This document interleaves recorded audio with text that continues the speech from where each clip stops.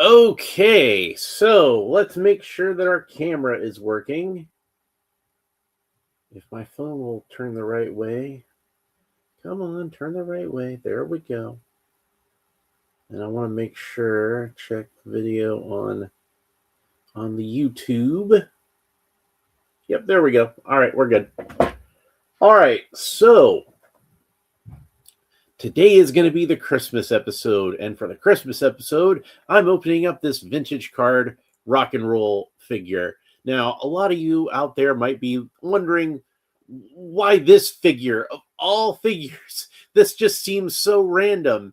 And in fact, rock and roll was not a figure that I even got for Christmas. I got that one a little bit after Christmas with probably with some of my Christmas money, or maybe when we took a trip to the store and they let me pick out a toy, and I picked out rock and roll. So it would have been after Christmas that I would have got this guy. Even he wasn't even like one of my first GI Joes that Christmas morning.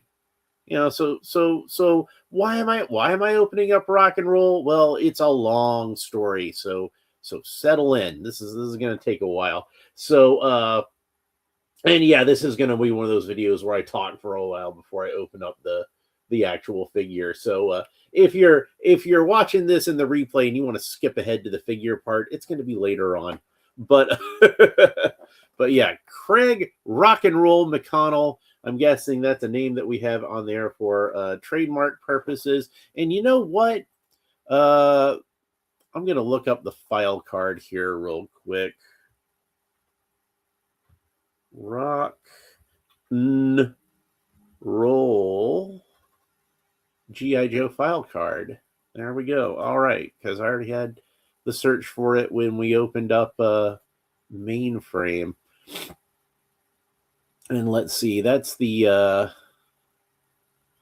version 2 file card. So that's not the one I want. I want the version 1 file card. And I definitely want to read the file card. I'm going to read the original file card because honestly, the modern file cards are kind of lame. They're a little too short.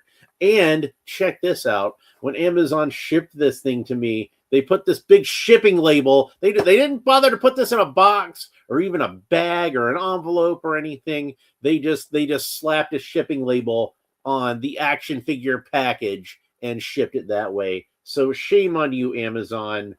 I don't know who was responsible for making that decision, but they ought to be fired. This is supposed to be a collectible item, and you can see that I tried to peel it off. And granted, I don't keep any of my stuff in the boxes anyway, but they don't know that. I could be a Minton card collector who just had his action figure completely ruined. But we can see the cross-cell artwork on the back. We already opened Dr. Mindbender a while back. And it's kind of funny that they chose the Viper and Rock and Roll to be in the same wave, because since they based it off of the vintage, it's not the same artwork. They based it off of the vintage artwork, but you can see how Rock and Roll, his pose was reused on the Cobra Viper. So, maybe they could have thought that through a little better. Bobby Wald is here, and he says, have you been reading the EU G.I. Joe? Not yet. I am going to read it on your recommendation, but I haven't gotten around to it yet. And then says, the last quarterback I got from Amazon Star Wars series was George Lucas as a stormtrooper. Wow. Was that the old one? Like the card or on George Lucas was completely bent in half on being shipped in a soft plastic envelope. Yeah, see, they'll do that a lot of the times. But this was even worse. I didn't even get an envelope. This was how it showed up. Literally just like this. The only difference between how it is right now and how it showed up on my front porch is I peeled part of the sticker off, because I was trying to see if I could actually peel the sticker off, but I wasn't able to. So we're not going to be able to read the file card on the back. We're going to read the file card. We're going to read the vintage file card, which is better anyway. So it says Machine Gunner, code name Rock and Roll, file name Craig McConnell, comma S. Then there's a serial number primary military specialty infantry, secondary military specialty PT instructor, birthplace Malibu, California, grade E5. Rock and roll was a surfer in Malibu prior to his enlistment. He was also a weightlifter and played bass guitar in a local rock bands. Is familiar with all NATO and Warsaw Pact light and heavy machine guns. Graduated advanced infantry training, top of his class. Specialized in education, covert ops school. Rock and roll is cunning but naive, forceful yet shy, possesses a strong sense of loyalty to his teammates, and is sincerely concerned about their well-being. A man of honor and integrity who can be counted on to hold the line. And if you've read G.I. Joe #1, the original vintage Marvel series, G.I. Joe #1, the backup series Hot Potato focuses a lot on rock and roll. Rock and roll, Scarlet, and Snake Eyes are the three main characters in that one. But I think mostly rock and roll. It's mostly a rock and roll story. And you can see a lot of those elements in that story with his loyalty to his teammates and everything like that. I won't see too much of it for those of you who haven't read it. I'm just going to say, read it, man. It's vintage Marvel G.I. Joe. It's some great comics. So, why did I pick this figure for my Christmas episode? All right. So, last Christmas, I gave you my heart, but the very next day you gave it away. No. Last Christmas, my stepfather, when I went over to visit, he was experiencing some pain in the back of his head, and it felt like there was a little lump back there, and we weren't sure what it was. So he went to the hospital, I think on the 27th, and had the doctors check it out, and they didn't know what it was at first. They were going to do like a biopsy on it and such, but they did know they needed to get it out of there. So my stepfather had some brain surgery, and they put like this kind of cement in the back of his head to block it off. And when they did some tests, one of the things they did actually was they gave him like this radioactive fluid to drink, which sounds kind of funny, but but they gave him this radioactive fluid to drink with these isotopes that went to wherever cancer was in the body, because they were pretty sure that this was cancer. And these isotopes, when they scan them, like they would light up wherever the cancer was, because they would go to wherever the cancer was. And my stepfather lit up like a Christmas tree. It was lung cancer, because he used to be a heavy smoker, and it had metastasized over his whole body. And I think the doctors had given him 6 months to live, and he only lasted about 3. So Camille Mahdi is here and says, "Hello, Alan. Merry Christmas. Merry Christmas to you too. Good to see you." So yeah, my stepfather passed away literally the day after my birthday. And like I remember saying to him like well, thank you, I appreciate that. I remember saying to him when he was on his deathbed on my birthday, oh, it's MHD. That's right. It's MHD. I forgot that was your other name. I'm sorry. But yeah, like, I told him while he was on his deathbed on my birthday, I'm like, you better hold out at least another 24 hours, because I don't want you dying on my birthday. And to his credit, he did. Oh, Bobby Walta, sorry for your loss. Thank you. I appreciate that. It's one of those things where like that first Christmas after you lose some family, you tend to think about them a lot. And it's like, I didn't know that last Christmas I had would be the last Christmas that we would have my stepfather with us. So like, you never know with these sort of things. So, but yeah, like, honestly, he and I had a very complicated relationship through most of my life. and like thankfully we made up for it like a few years back. So me and him had a good like 5 years or so where we got along just great. And he's been on my mind a lot lately, since this will be the first Christmas that we've had without him. And also, like, when I was a kid, Christmas Eve specifically was the day that his side of the family had like their big Christmas party. So we would go and meet with his parents, who were like, extra grandparents that I got out of the deal.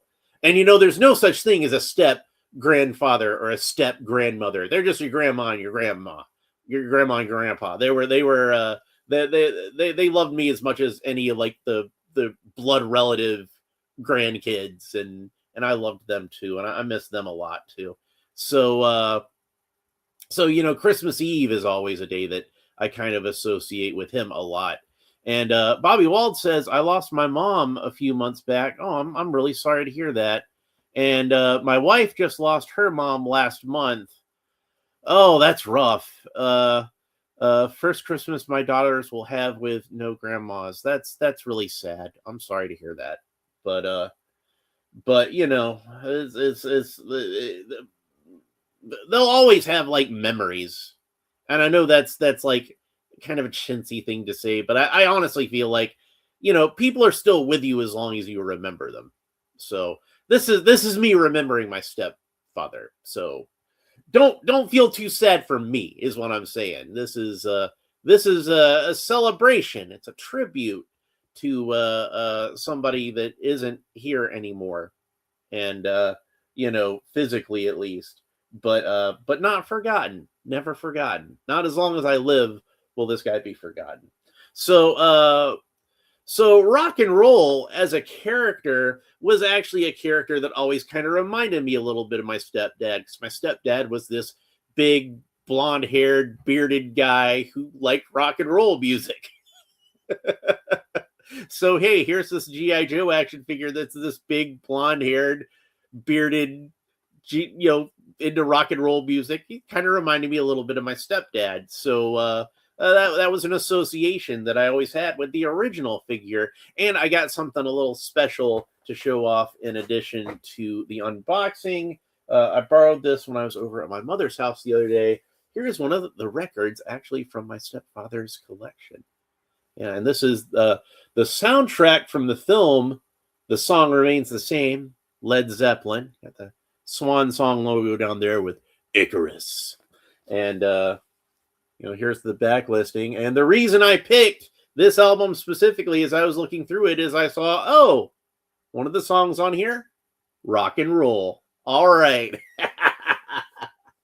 But yeah, Led Zeppelin was my my stepfather's favorite band, and they're one of my favorite bands. Like I said, we had kind of a rough relationship for a long time, but one thing that we did have in common was an appreciation for the classic rock. And I think I did get that from him, because I listened to a lot of the same music that he listened to while I was growing up. You don't really have a choice but to listen to the music that your parents listened to when you're that age. But I did definitely gain an appreciation of it. And Led Zeppelin is definitely one of the greatest rock bands of all time. I mean, like, no question. So yeah, I did want to just have a little piece of them here, and I felt like that was appropriate. So there, that's cool, isn't it? Sean Franklin is here, and he says hi. Hi, Sean Franklin. Good to see you. So we got a lot of people filtering in. That's cool. So yeah, that's why rock and roll is my Christmas action figure this year. That's why I chose this one. While it might at least at first seem like a random choice, there was method to my madness. So that's why. So go ahead and get him opened up. And we still got a few more G.I. Joe figures to get to. I've still got 2 more of these vintage card figures with CoverGirl and Flint. And I've still got, excuse me, the 2-pack of Sergeant Slaughter and Mercer, and I've still got Law and Order. So we've got those to open, and then we've got a lot more. I want to do those Princess Bride figures. Speaking of people that we've lost within the past year, I wanted to do that as my tribute to Rob Reiner. Go ahead and get this out of here before it falls out. There's the figure stand with the Star and Stripe G.I. Joe logo on it. So yeah, I think once I finish up G.I. Joe, I'm going to open up those Princess Bride figures. And then we've got, wow, his arm's kind of stuck in there. And then we've got a lot more stuff to open of Ninja Turtles. We've got a lot more stuff to open up of well, you have a few more things in Masters of the Universe. Some of those are Turtles of Grayskull, so it's both Motu and TMNT at the same time. So there's the helmet. We'll talk more about these accessories in a little bit, but I just kind of want to get them out of the package right now. And the ammo belt. There we go. And I want to say the ammo belt that came with the first classified Rock and Roll. And I do have him over here to compare. You can see like the actual strap of it was brown, but on this one it's black. Now the original vintage, the 1982 Rock and Roll, all that was painted in gold because, you know, they're trying to save a little bit of money on paint. But this makes it a little more realistic. I like the black better for this version. I'm kind of indifferent on it, on the whether it's black or brown on the previous version. But since this is supposed to be the vintage version, I kind of feel like, even though it's not an accurate color technically, like it looks more like a vintage figure with the black, I think. And then we got the horns. Mess with the bull, you get the horns. So he's got a solid fist. If I didn't show that before, and the Rock and Roll horns, which you know, they've got like the fingers all the way folded in, but usually when I do the Rock and Roll horns, I'll actually kind of pinch the fingers together. That's the way I usually think of it. And then we've got a radio and a little ammo box. And I want to be really careful when I take out this ammo box, because I know at least on the other classified figure, the bullets are actually a separate piece that are removable. I wanted to make sure I did not drop them. But there's the ammo box, and it looks to me like it's a kind of a dark brown plastic. Let me shine a little light on it and make sure. Yeah, it's a dark brown plastic. Actually, it looks like the straps are kind of like a really dark brown. I was thinking they were black, but no, they're just really, really dark brown. But still, it's a good vintage action figure color. And then might as well have another look at the helmet. It does not have the, you know, stuff written on it like the previous one. It's just plain olive gray, or olive green, sorry, with some brown on the patch at the back and brown over the earpieces. Let's see, what else do we have? Of course, he's got his machine gun. What would a Rock and Roll be without a machine gun? Now, the vintage figure actually did not, surprisingly enough, come with an M60, which is the machine gun that I most often associate with Rock and Roll in the comics. That was, you know, the Vietnam era machine gun. Larry Hama obviously has some familiarity to. He uses those a lot in the comics, so I'm guessing it's a gun he was familiar with from his time in Vietnam. But yeah, this is the Vietnam era machine gun.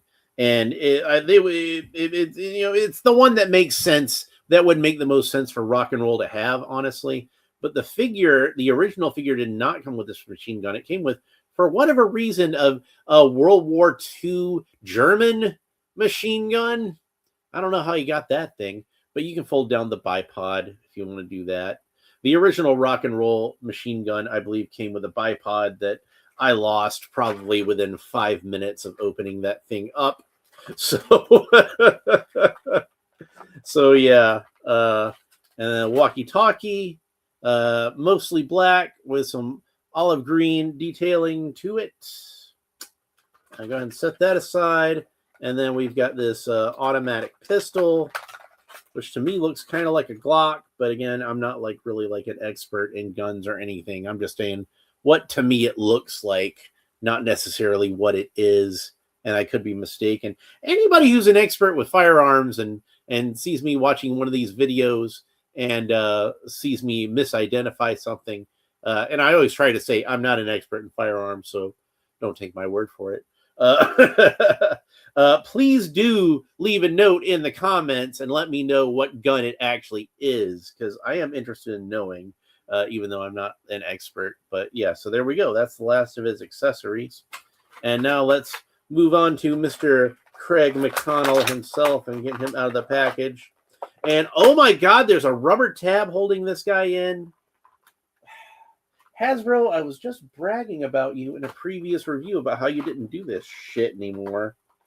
And here you go, disappointing me.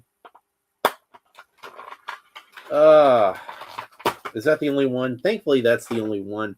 Well, at least they didn't overdo it. At least they only had one. So that's good. And here he is out of the package. You can see he's got like a web gear belt and some stuff strapped to his thighs. Now, the original rock and roll figure, this is one other big difference that I noticed between this one and the vintage figure, as far as mostly they got the detailing correct. But, you know, the belt is a different color because it's supposed to be the same color as the rest of his outfit. And he didn't have a holster on this side. Obviously, I'll forgive that because I want to have a place to store his gun. And both the pouches, he had two pouches on either side. You see he's got a pouch on this side. Is that the one that's a medical kit? Because he used to have a medical kit on here. But yeah, that used to be gold, the same color gold as the rest of his ammo belts. So that was a way to save on paint, I guess. But with this guy, they chose to make them instead that dark brown color again. So I think it's dark brown. It's a darker. It's still green for the belt technically, but it's a much darker green than the rest of his outfit. Oddly enough, I think that this shade of green is probably closer to what the original figure was, because that was a very dark green on that guy. But the first rock and roll figure that they put out, if you remember, his shirt was a much lighter color. And in fact, on some of the earlier pictures, it looked like it was tan. But like to my eye, this is just like a very, very, very, very pale green. And a lot of people complained about that rock and roll should have like an all dark green shirt and not have any different colors on it other than that. Oh, and he's missing one other accessory that I know, or two other accessories that I noticed, because you see this rock and roll has two wristbands. This one with the bullets on it, and this looks more like a smaller, is it a watch? I don't think it's a watch. I think it's just a wristband. But this guy doesn't have the wristbands at all. Probably because the original figure did not have wristbands. But I kind of figured they'd put out this, one with a solid shirt later on. But this was a sticking point for a lot of people. A lot of people did not like this lighter colored shirt. So they were again that. But we did eventually get our darker colored shirt. And then the other obvious difference you notice is this guy's got a lot of tattoos. And of course, the original one did not have any tattoos. So they've left them off of this guy. But, Classified has just gone nuts with tattoos. And it seems like every character has some kind of tattoo nowadays. And I'm not complaining. I think it's pretty cool. I like a lot of that kind of extra detailing and stuff. I think that's pretty cool. Like they could have kept that lion tattoo on Roadblock, as far as I'm concerned. That was neat. I liked that, but they took it off of the vintage style Roadblock too. But yeah. So it's not necessarily like an inconsistency. We can just pretend like this is it is, of course, since it's a retro card. This is rock and roll earlier in his days on the G.I. Joe team, and this is him much later on, and he's had those tattoo sleeves put on. Another difference that I notice is that this guy has actual blonde eyebrows that match with his hair color, And this guy has much darker eyebrows, which again, that's more accurate to the vintage toy because the vintage toy had much darker eyebrows. Head over Diecast is here and says Merry Christmas. Well, Merry Christmas to you too.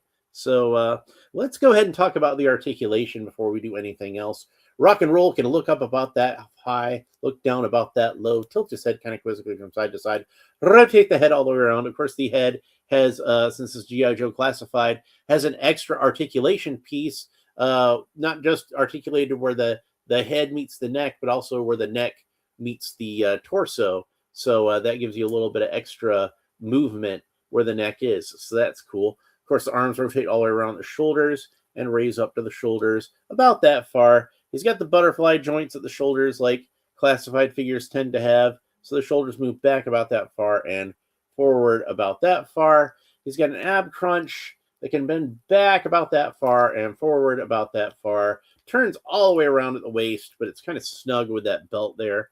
And then, of course, the waist can pivot from side to side like that and back and forth like that. It is any which way you want to, really.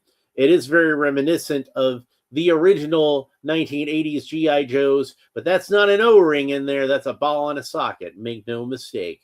So, but it does remind me a lot of the articulation on the 80s G.I. Joe figures. So that's cool. He's got that cool drop-down hip articulation, which will help with the hip movement. So that's cool. Rock and Roll can kick up about that far.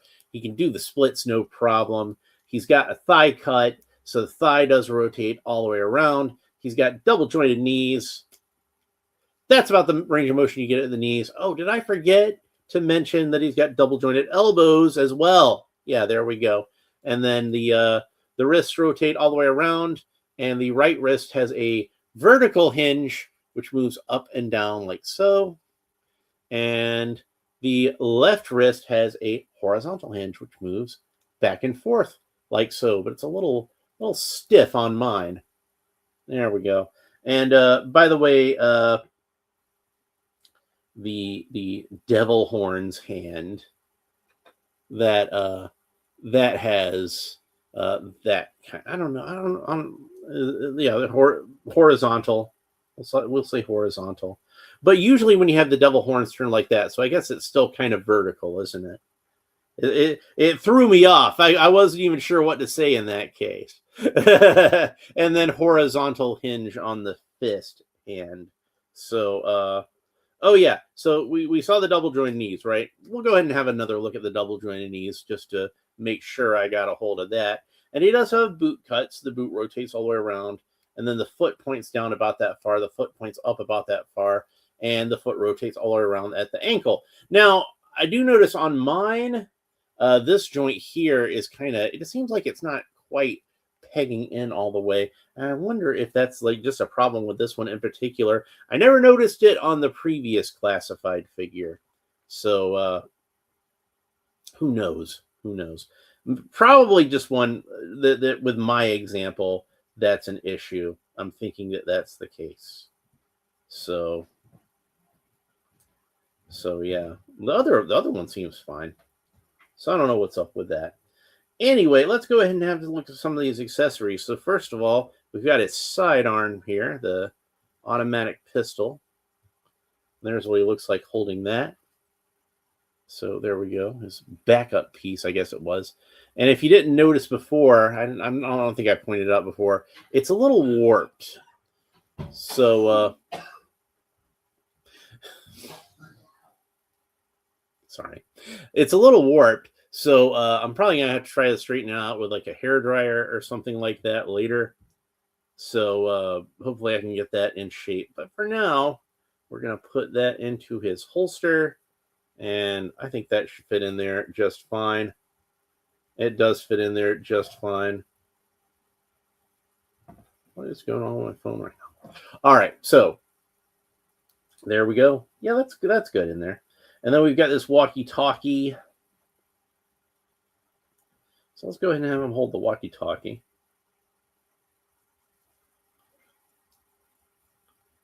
So there he is with that.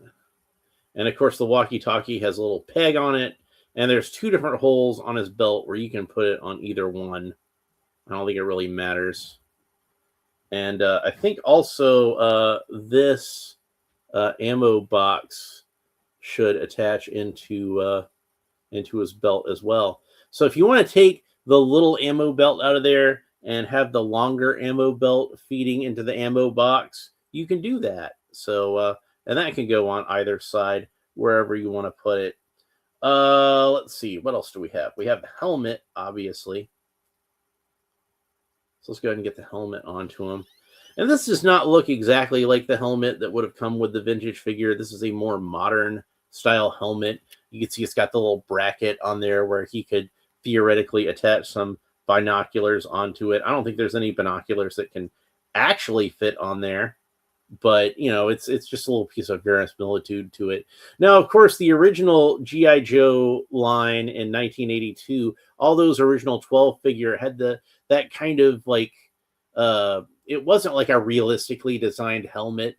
I think it was partially based on the Fritz helmets that were kind of new at the time, but also they kind of made it so it would fit on the characters' heads a little better. They were able to get a more realistic shape to the helmets later, but the helmets that were on those original 13, well, not all 13 of them, but the original wave of GI Joe figures, those helmets to me looked more like almost kind of like a batting helmet that you cut the brim off of.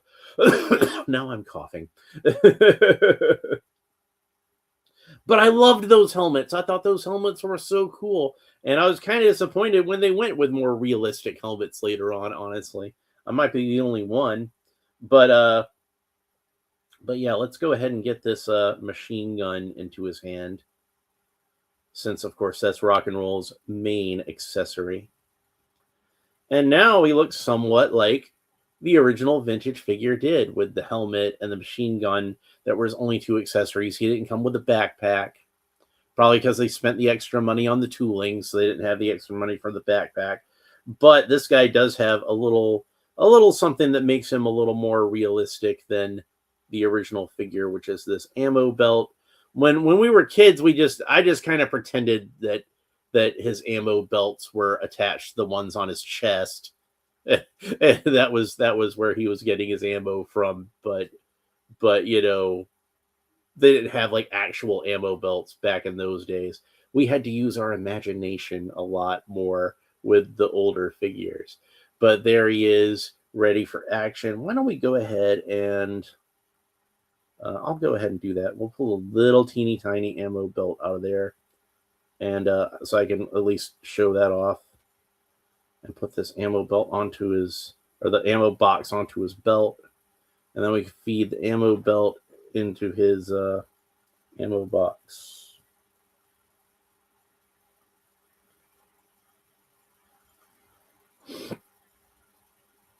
And you can see it does kind of stick up a little bit more than it would realistically, but you know, what are you going to do? What are you going to do about it? So, but yeah, so a really cool figure.